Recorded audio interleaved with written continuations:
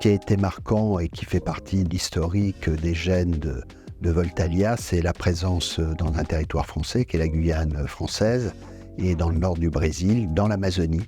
Donc pour moi, les faits marquants, ce sont le fait d'avoir osé de faire des projets dans des zones isolées au milieu de l'Amazonie.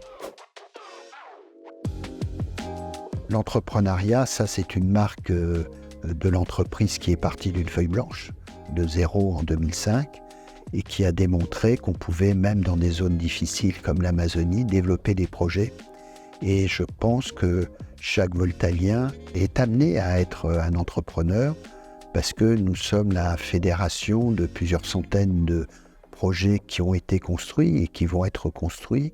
Et chacun est certainement amené à avoir une attitude d'entrepreneur parce que c'est un chef de projet, parce que c'est un responsable de construction, parce que ça va être quelqu'un qui va ouvrir un nouveau pays. Donc l'esprit entrepreneurial existe vraiment et je pense que ça peut être une force de conserver malgré les 2000 salariés dont le nombre augmentera évidemment dans les années à venir.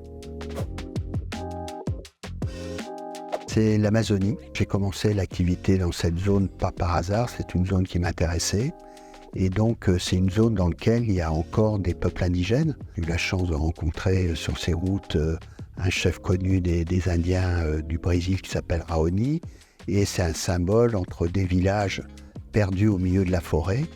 Et puis Voltalia est aussi présent dans des pays développés, des grandes capitales et autres. On a vraiment cette image de pouvoir apporter les plus, les bonifications de nos activités dans des lieux retirés comme des lieux développés. Écoutez, je souhaite que chaque Voltalien soit un entrepreneur parce que nous sommes sur un marché porteur.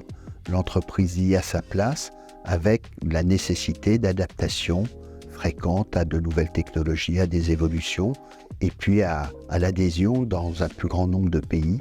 Et à chaque fois, c'est de l'adaptation qui est nécessaire. Donc il faut garder ces qualités, à mon sens, qui peuvent nous démarquer.